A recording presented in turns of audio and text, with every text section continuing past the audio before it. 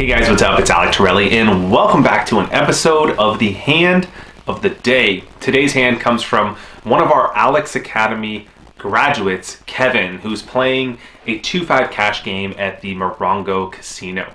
This hand kicks off where under the gun opens to 20. Kevin finds himself on the button with the Jack-9 of diamonds. And while this would normally be a fold here, we are deep stack, which is a compelling reason to call, especially because he profiles the under the gun as a tight, tight player.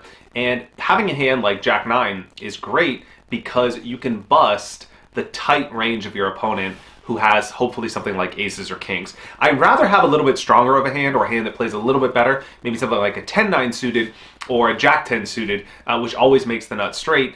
But Jack-9 suited is okay. So while this hand would typically be a fold from a game theory perspective, from the book perspective, if, like Kevin is, a good player that he is, feels like he can outplay his opponent, has solid reads on the table, and has a lot of implied odds, because meaning he could win a lot of money if he hits his hand because he's playing deep stack in position, I'm okay with turning this hand, which is normally a fold, into a call. Kevin calls, and we go heads up to the flop.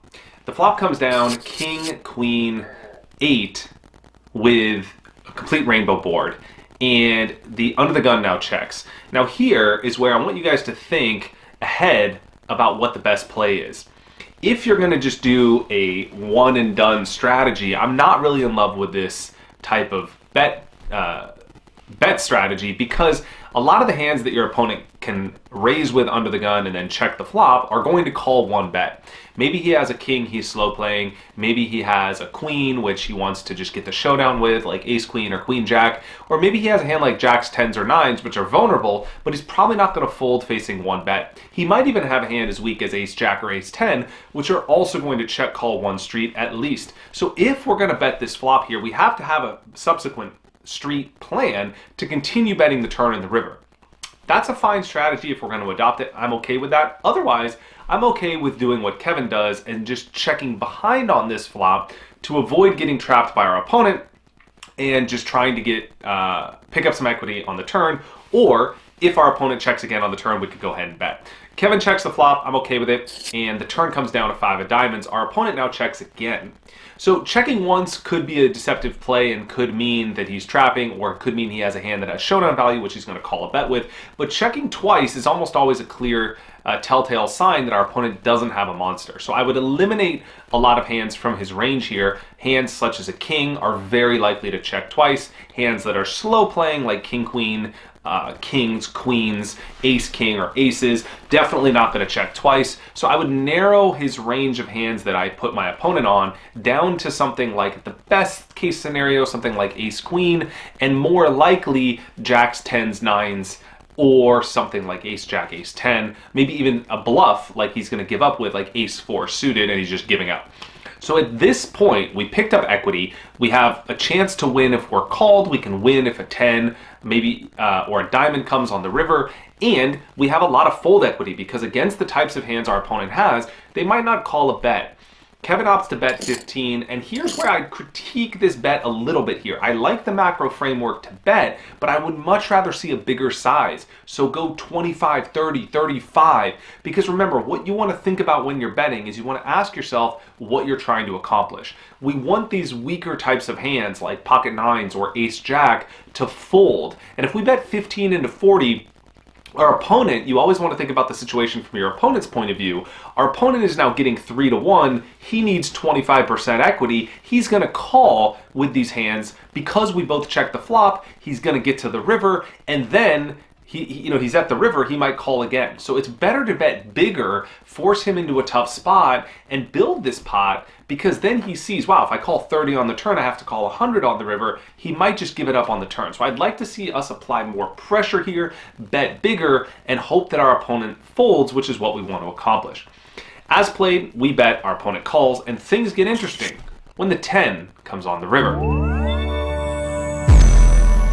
Our opponent now bets $50, and I'd like you guys to pause this video for a second and leave me a comment down below with what you think our opponent has. What hands check the flop, check call the turn, and then lead the river? leave out the range of hands, meaning all the hands that our opponent could have in this spot. Go ahead and leave me a thoughts and comment below. When you're done, come back. All right, Kevin now has a clear raise, right? At this point, he has second nuts. His opponent leads. His opponent could easily have pocket tens, which makes a lot of sense. King 10 makes some sense. Queen 10, which makes a lot of sense as well. Or maybe he has some weird slow played hand like ace king and he's just getting silly or something like that. But either way, the second nuts, it doesn't really matter. We have a clear raise. Kevin opts to make it 100, and here's where I challenge the bet sizing once again. I would go a little bigger here. The types of hands our opponent can have for value are two pairs and sets, and so we want to bet bigger because he's going to call 100 with those hands, of course, but he's also going to call 150. So we're leaving the difference on the table. He's not going to fold to 150, just like he's not going to fold to 100. We might as well make it bigger and get max value from our hand. Kevin makes it 100, and now instantly our opponent jams all in. So this is a spot where you got to really stop and think about what types of hands your opponent could have. Of course, we have the second nuts, but just like the way to win at poker is to see the game from your opponent's point of view. So I want you to step into your opponent's point of view, step into his shoes, and imagine that you are the player on the river that bets 50 and then goes all in. What types of hands would you have? Would you really jam the river with a set of tens? When you could be running into Jack 9 or Ace Jack, you probably wouldn't. You might make it 300, but you're not going to instantly jam. Would you ever bluff? Probably not. Maybe, but you probably think about it, and you probably won't instantly jam. So when our opponent bets and then 3-bets the river and instantly jams here, what does that mean? What does the insta-raise mean? Go ahead and leave your thoughts in a comment below. I know you guys have played a lot of live poker, especially at these limits. What does the insta-raise mean to you? What kind of tell could that potentially represent? So in my experience here, when someone makes this play, anytime someone bets the river and then 3-bets in a live small stakes poker game and does it instantly, it's a very strong sign. I would say that our best case scenario is that he has Jack 9, but honestly I think this is always just Ace Jack. Now, I would probably fold here, but I would actually like to fold here even more had I made it 150, because then I could avoid the leveling game of saying, well, he's just jamming because I min raised, so maybe he's trying to get me off 2-pair, he's trying to get me off a set, or maybe my min raise was interpreted as weak and now he's jamming to get me off it. So instead of playing all these leveling games, I challenge you to just, what I recommend my clients do, is just take a step back and imagine that you're observing the table. You're not in the hand, you're watching the game from afar, or you're reviewing the hand, just like I'm doing here in this video. The best way to make decisions in real time is to do it objectively. The way to make decisions objectively is to remove yourself from the situation, and the way to do that is pretend that you're watching the game. So if I'm pretending I'm watching this game and I'm sitting there overlooking this tight player who raises under the gun and 3-bet jams the river, and I'm telling Kevin what to do, I would tell him to fold. So that's what I then go ahead and do in real time, and that's my framework that I use with the mental game to make decisions that I hope can help you as well. So in this spot, I would probably opt to fold here. Now, if you like this strategy and you want us to review your hands and you want feedback on your game, you want to plug into a community, you'd like my oversight to help you reach that next level on your poker journey, we have a brand new cohort coming out of Alec's Academy. This is our premier program at Conscious Poker. We've put hundreds of people through this program where we help people turn poker into a profitable business with the goal of making a couple grand a month on the side. We have modules to help you build a business plan from the ground up and work through the mental game, help you develop a blueprint for strategy, worksheets. I get on calls with you and I do group coaching with you and other members, and much, much more. You can apply to join at the link below or visit Alex, ALECS.academy and learn more today.